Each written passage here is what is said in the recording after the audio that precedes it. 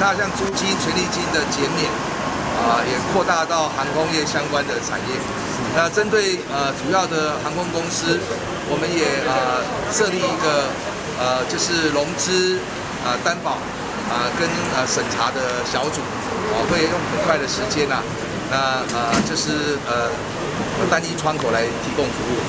有关租金就是这个薪资的补贴大概会落在多少？就是那一个金额。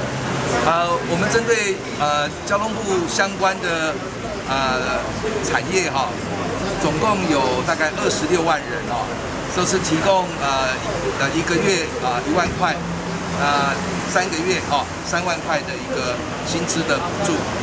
那像有一些呢艰困的产业它可以我们再加码，可以最高到2万元，所以这样可以照顾我们交通运输跟观光产业接近30万人的就业人口。